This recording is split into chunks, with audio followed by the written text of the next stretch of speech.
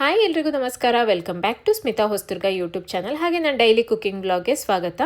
ನಾನು ಭಾನುವಾರ ಮಧ್ಯಾಹ್ನ ಊಟಕ್ಕೆ ಅಂತ ಚಿಕನ್ ಬಿರಿಯಾನಿ ಮಾಡಿದ್ದೆ. ಇದನ್ನು ತಿಂದ್ಬಿಟ್ಟು ನನ್ನ ಹಸ್ಬೆಂಡ್ ಮತ್ತು ನನ್ನ ಮಗ ಅಂತೂ ತುಂಬಾ ಚೆನ್ನಾಗಿದೆ ಅಂತ ಹೇಳಿದ್ರು. ಸೊ ನಿಮ್ಮ ಹತ್ರ ಕೂಡ ಈ ರೆಸಿಪಿನ ಶೇರ್ ಮಾಡೋಣ ಅಂದ್ಬಿಟ್ಟು ಈ ವಿಡಿಯೋನ ಇವತ್ತು ಸ್ಟಾರ್ಟ್ ಮಾಡ್ತಾಯಿದ್ದೀನಿ. ಏನು ಮಸಾಲನೇ ರುಬ್ಬದೆ ತುಂಬಾ ಟೇಸ್ಟಿಯಾಗಿ ರೆಸ್ಟೋರೆಂಟ್ ಸ್ಟೈಲಲ್ಲಿ 1 ಪಾಟ್ ಚಿಕನ್ ಬಿರಿಯಾನಿ ಹೇಗೆ ಮಾಡೋದಂತ ತೋರಿಸ್ತಾ ಇದ್ದೀನಿ. ಬ್ಯಾಚುಲರ್ಸ್ ಆಗಿರ್ಬೋದು ಅಥವಾ ಹೊಸದಾಗಿ ಅಡುಗೆ ಕಲ್ತಿರೋರು ಆಗಿರ್ಬೋದು ತುಂಬಾ ಕ್ವಿಕ್ಕಾಗಿ ಮಾಡ್ಕೊಳ್ಬೋದು. ಇನ್ನು ಲೇಟ್ ಮಾಡೋದು ಬೇಡ, ವಿಡಿಯೋನ ಸ್ಟಾರ್ಟ್ ಮಾಡೋಣ. ಸೊ ಚಿಕನ್ ಬಿರಿಯಾನಿ ಮಾಡ್ಕೊಳ್ಳೋಕ್ಕೆ ಮೊದಲಿಗೆ ನಾನಿಲ್ಲಿ ಅರ್ಧ ಕೆಜಿಯಷ್ಟು ಕ್ಲೀನ್ ಮಾಡಿ ಇಟ್ಕೊಂಡಿರೋ ಚಿಕನ್ ತೊಗೊಂಡಿದ್ದೀನಿ. ವಿತ್ ಬೋನೇ ತೊಗೊಂಡಿದ್ದೀನಿ.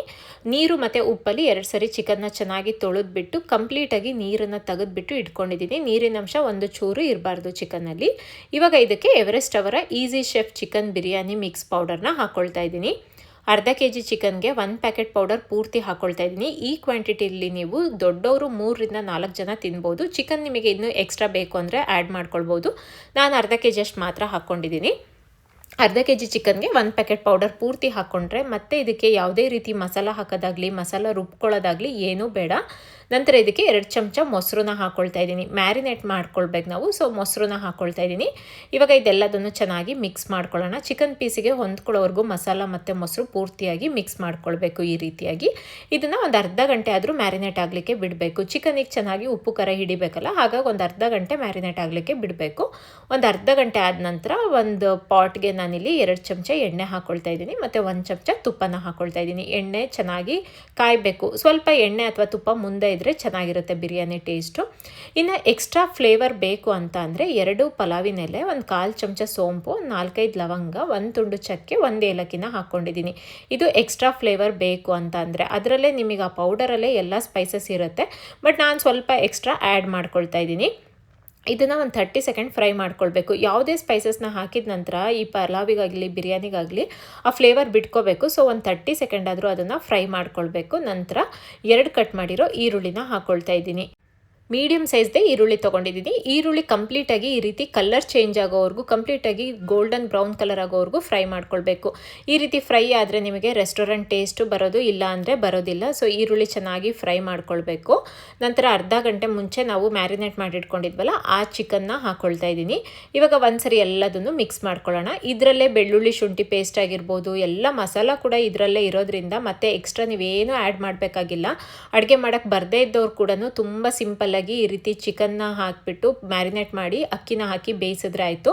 ಸೊ ಇದೆಲ್ಲ ಚೆನ್ನಾಗಿ ಮಿಕ್ಸ್ ಮಾಡಿಕೊಂಡು ಒಂದು ಲಿಡ್ನ ಕ್ಲೋಸ್ ಮಾಡಿ ಚಿಕನ್ನಲ್ಲಿ ಎಣ್ಣೆ ಬಿಡೋವರೆಗೂ ಬೇಯಿಸ್ಕೊಳ್ತೀನಿ. ಅಂದರೆ ಒಂದು 2 ರಿಂದ 3 ನಿಮಿಷ ಬೇಯಿಸ್ಕೊಳ್ತೀನಿ. ನೋಡಿ ಇಲ್ಲಿ ಈ ರೀತಿ ಎಣ್ಣೆ ಬಿಡಬೇಕು ಚೆನ್ನಾಗಿ. ಆವಾಗ ಚಿಕನ್ನಿಗೆ ಚೆನ್ನಾಗಿ ಉಪ್ಪು ಖಾರ ಹಿಡ್ದಿರುತ್ತೆ. ಸೊ ನೀವು ಆಮೇಲೆ ಬೇಯಿಸ್ಕೊಳ್ಳುವಾಗ ನೀರು ಹಾಕ್ತಿರಲ್ಲ, ಆವಾಗ ಇದು ಉಪ್ಪು ಖಾರ ಎಲ್ಲ ಹಿಡಿಯಲ್ಲ. ಹಾಗಾಗಿ ಇಲ್ಲೇ ಚೆನ್ನಾಗಿ ನಾವು ಒಂದು 2-3 ನಿಮಿಷ ಮಸಾಲದ್ರಲ್ಲೇ ಚೆನ್ನಾಗಿ ಬಾಡಿಸ್ಕೊಳ್ಬೇಕು ಚಿಕನ್ನೆಲ್ಲ.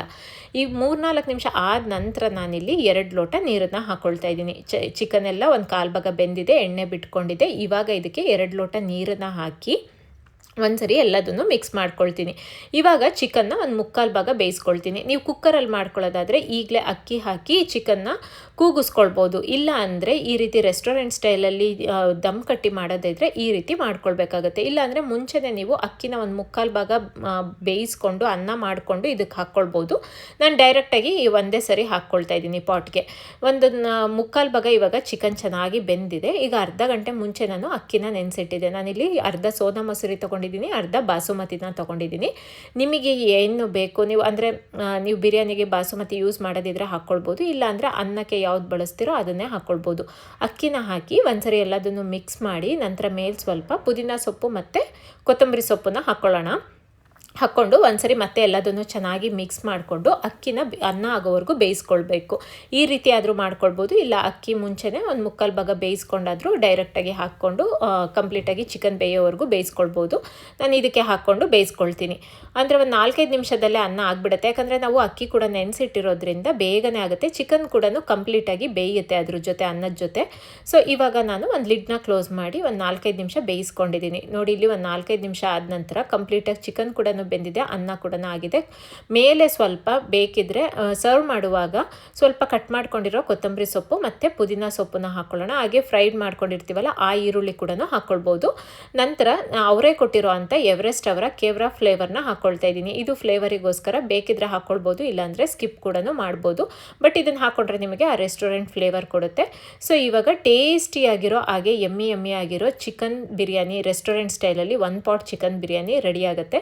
ಇದ್ರ ಜೊತೆ ಮೊಸರು ಬಜ್ಜಿ ಬೇಕು ಅಂತ ಏನಿಲ್ಲ, ಹಾಗೆ ಬಿಸಿದು ಸರ್ವ್ ಮಾಡ್ಕೊಂಡು ತಿಂದರೆ ಅಂತೂ ಸಖತ್ತಾಗಿರುತ್ತೆ. ನೀವು ಕೂಡ ಟ್ರೈ ಮಾಡಿ. And thank you for watching.